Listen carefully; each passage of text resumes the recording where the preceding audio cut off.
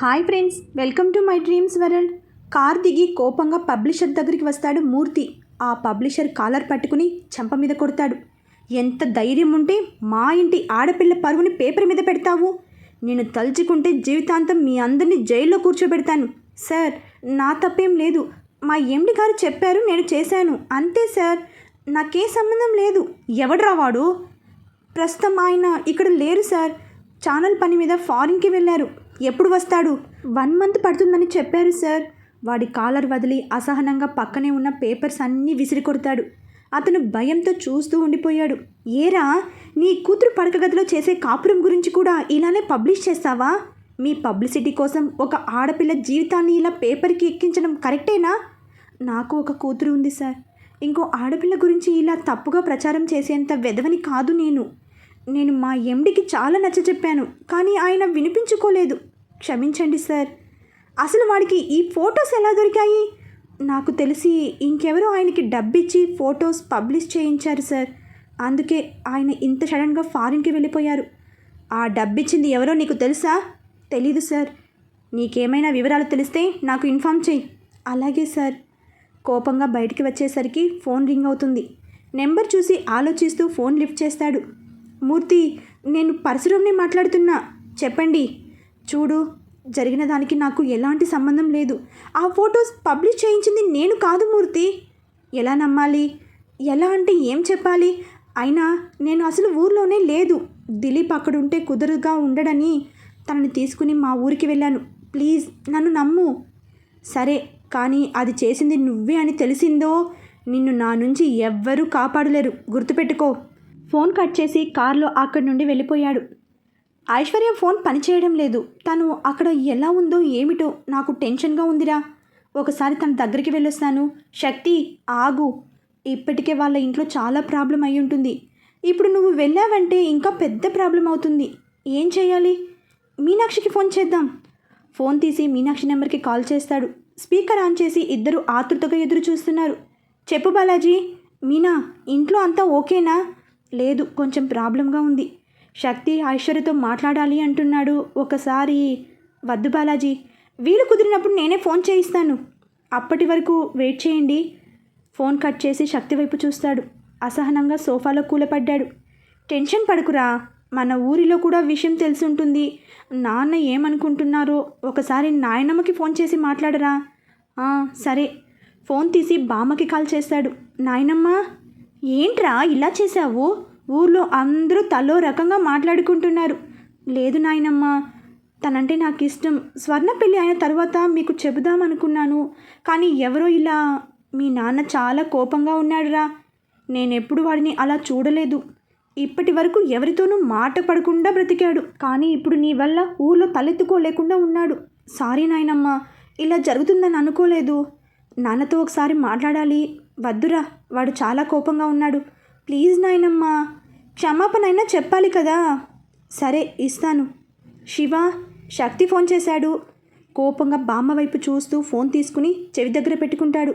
Sorry నాన్న. ఎందుకురా sorry? నిన్ను నమ్మి తప్పు చేసింది నేను. నాన్న, ఏమి చెప్పొద్దు. నా కొడుకు తప్పు చేయడని ఇప్పటి వరకు నమ్మాను. ఆ నమ్మకాన్ని అబద్ధంగా మార్చేశావు. కనీసం నీ చెల్లెలి జీవితం ఏమవుతుందన్న ఆలోచన కూడా లేదా నీకు? నాన్న ప్లీజ్. నేను ఐశ్వర్యని ఇష్టపడిన మాట నిజమే, కానీ ఇదంతా ఎవరు చేశారో తెలియదు. ఎవరో మా మీద కోపంతో ఇలా చేశారు. ప్లీజ్ నాన్న, అర్థం చేసుకోండి. శివరాం మౌనంగా ఉండిపోయాడు. ప్లీజ్ నాన్న, నా వల్ల మీరు తలదించుకునే పరిస్థితి వచ్చింది. తప్పే, కానీ నాకు ఐశ్వర్య అంటే ఇష్టం. ఆ విషయం మీకు చెప్పే లోపే ఇలా జరిగిపోయింది. నువ్వు అనుకుని ఏది చేయకపోయినా జరగాల్సిన నష్టం జరిగిపోయిందిరా. ఇప్పుడు స్వర్ణ అత్తింటి వాళ్ళు ఈ విషయాన్ని ఎలా తీసుకుంటారో అని భయంగా ఉంది. ఏం కాదు నాన్న, వాళ్ళ కాళ్ళు పట్టుకుని అయినా సరే నేను ఒప్పిస్తాను. సరే, ముందు ఈ సమస్యకి ఒక పరిష్కారం చూడు. అలాగే నాన్న, ఉంటాను. ఫోన్ కట్ చేసి ఆలోచిస్తూ ఉండిపోయాడు. రంజిత్ కంగారుగా ఐశ్వర్య రూమ్ డోర్ కొడుతున్నాడు. మానస, లాస్య, మీనాక్షి పక్కనే నిలబడి చూస్తున్నారు. ఐశ్వర్య, బయటికి రా, నీకే చెప్పేది.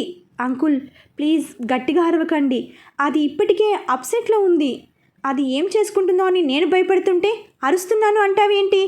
అది కాదంకుల్, ఐషు సంగతి తెలిసిందే కదా. తను ప్యానిక్ అయ్యిందంటే సమస్య మళ్ళీ మొదటికి వస్తుంది. ప్లీజ్ దానికి నేను నచ్చజెబుతాను, మీరు వెళ్ళండి. ఇలానే చెప్పి చెప్పి దాన్ని ఈ పరిస్థితికి తీసుకువచ్చావు. ఇప్పుడు ఈ సమస్యకి నువ్వు కూడా ఒక కారణమే. పైగా దాన్నేదో తిడుతున్నట్టు ఆయన్ని అంటున్నావు. లాస్య మాటలకి కోపంగా చూస్తుంది మీనాక్షి. చూడండి, మీరు సమస్యని పరిష్కరించక్కర్లేదు, కొత్త సమస్యని సృష్టించకుండా ఉంటే చాలు.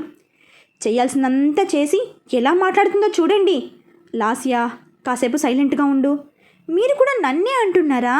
అబ్బా, లోపల ఐశ్వర్య ఎలా ఉందో అని నేను టెన్షన్ పడుతుంటే నీ గోలేంటి? కాసేపు నన్ను విసిగించకు.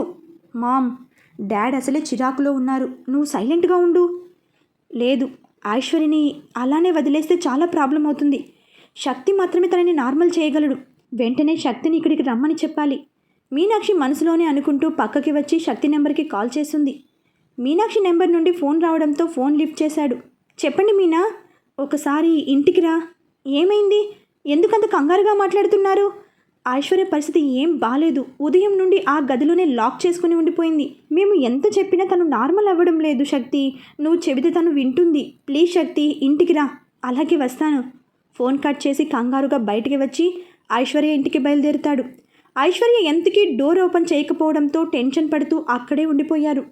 ఇంతలో శక్తి అక్కడికి వస్తాడు. తనని చూడగానే కోపంగా దగ్గరికి వెళ్ళాడు రంజిత్. ఎందుకు వచ్చావు? చేసింది చాలదా? ఒకసారి ఐశ్వర్యతో మాట్లాడాలి సార్. ఏం మాట్లాడతావు?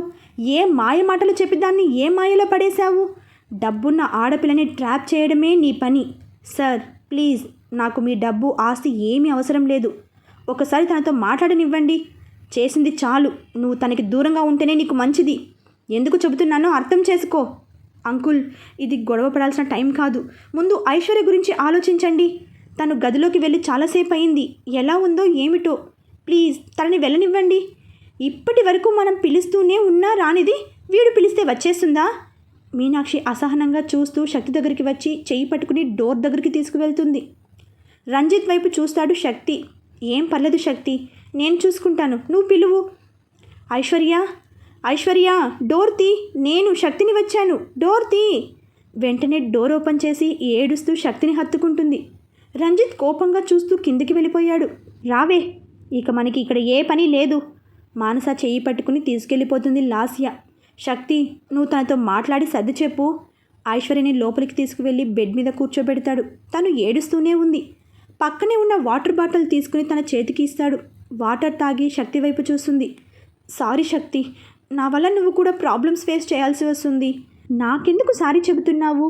ఎవరో మన మీద బురద చల్లడానికి చేసిన పని ఇది. నీ తప్పేం లేదు ఐశ్వర్య. అనవసరంగా టెన్షన్ పడకు. నిజంగా నా మీద కోపంగా లేదా? నాకు దూరం అయిపోతావేమో అని చాలా భయపడ్డాను. సమస్య వచ్చిన వెంటనే వదిలేసి వెళ్ళిపోతే అది ప్రేమ ఎలా అవుతుంది? శక్తి చెయ్యి పట్టుకుని భుజ మీద తల ఆంచుతుంది. చాలా భయం వేసింది. నా మీద కోపంతో మళ్ళీ నా దగ్గరికి రావు అనుకున్నాను. ఊరికే భయపడకు ఐశ్వర్య. ఎన్ని సమస్యలు వచ్చినా సరే నీ చేతిని వదలను. నువ్వు ధైర్యంగా ఉండు.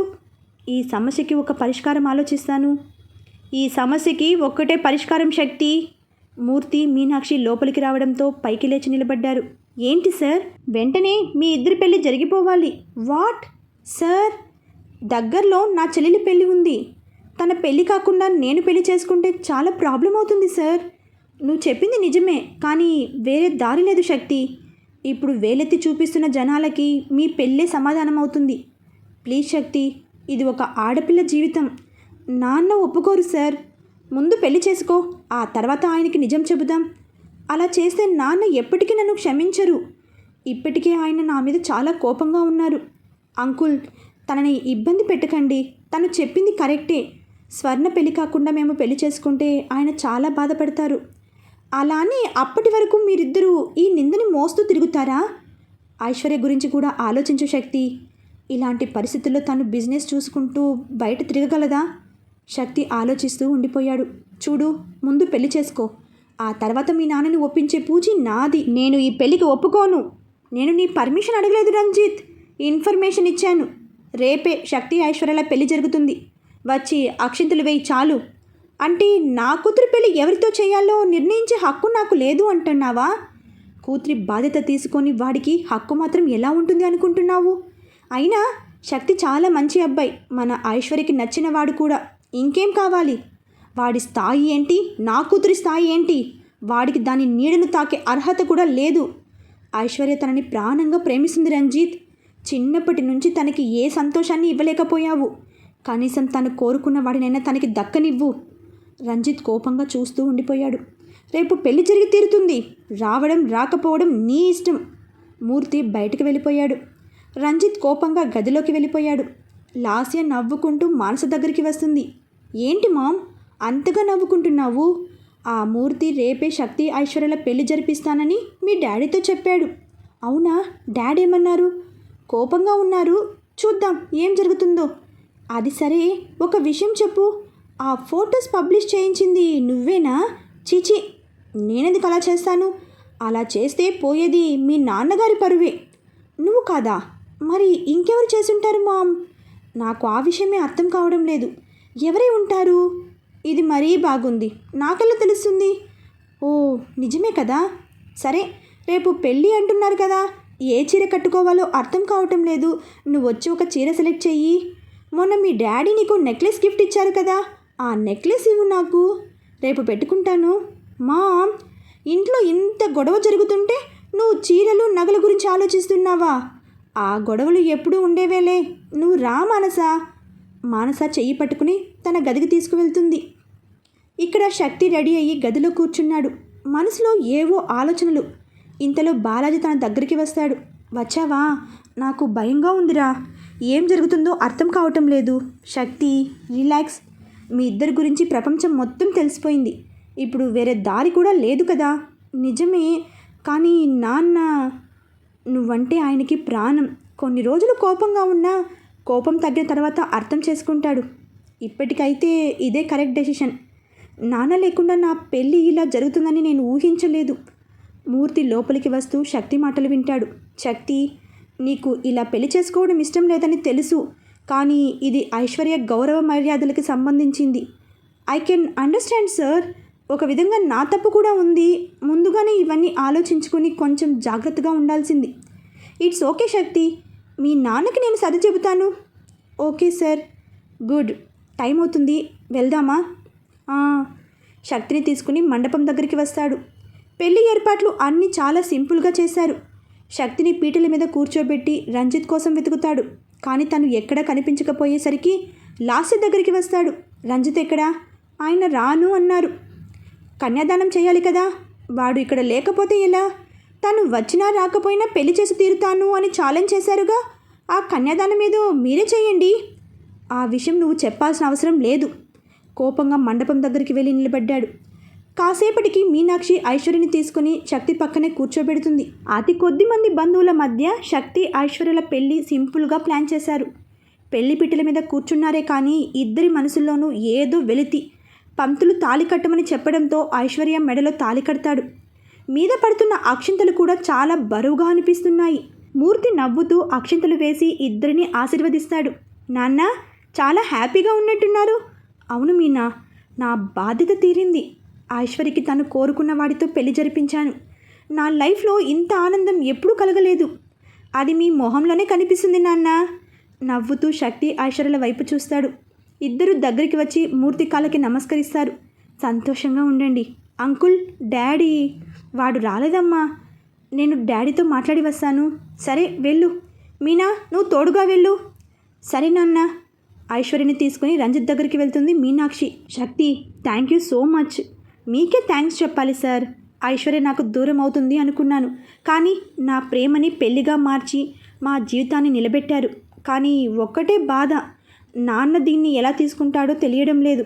సమస్యని పరిష్కరించడానికి ఇదే సరైన దారి Shakti. Don't worry.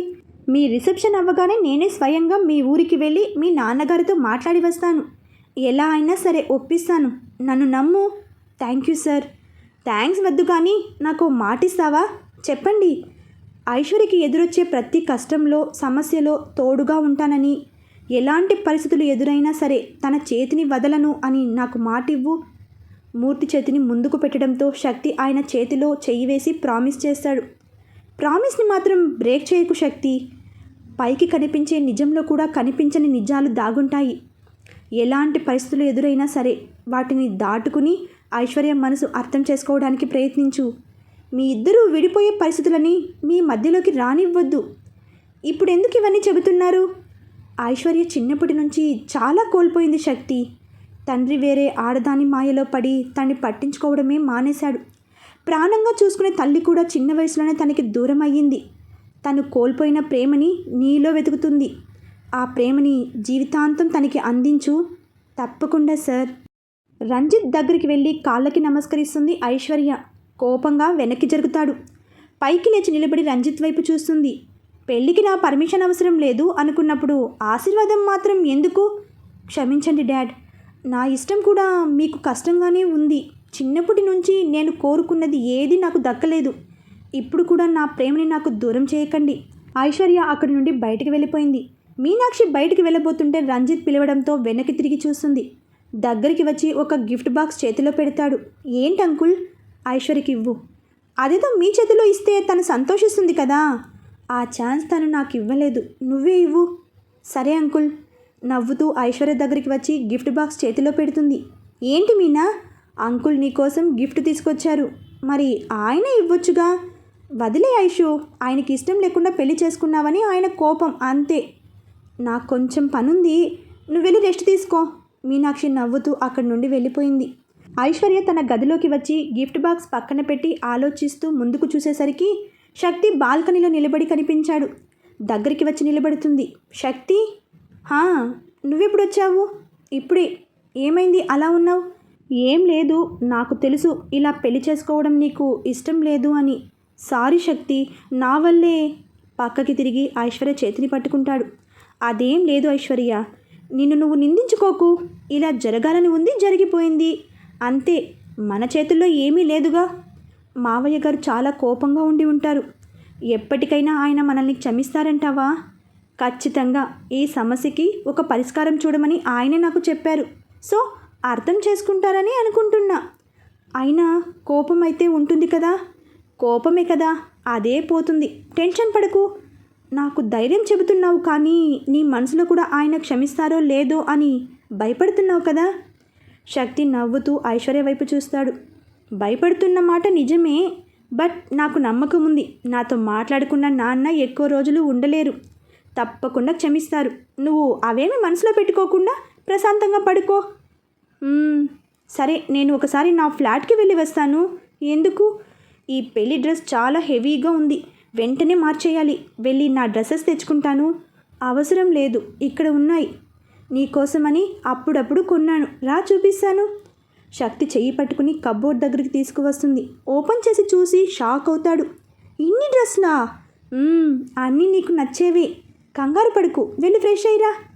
Thank you, ఒక పని తగ్గించావు. నవ్వుతూ వాష్రూమ్లోకి వెళ్ళిపోతాడు. ఐశ్వర్య బెడ్ మీద కూర్చొని ఆలోచిస్తూ ఉండిపోయింది. ఈ పాటికి కిరణ్ కుమార్ గారికి నిజం తెలిసిపోయి ఉంటుంది. నా మీద కోపంతో పెళ్లి విషయంలో ఆయన ఎలాంటి డెసిషన్ తీసుకుంటాడో అని భయంగా ఉంది. భగవంతుడా, ఈ పెళ్లి వల్ల స్వర్ణ లైఫ్ డిస్టర్బ్ కాకుండా చూడు. ఐశ్వర్య భయపడుతున్నట్టు స్వర్ణ పెళ్లికి ఏదైనా ప్రాబ్లం వస్తుందా?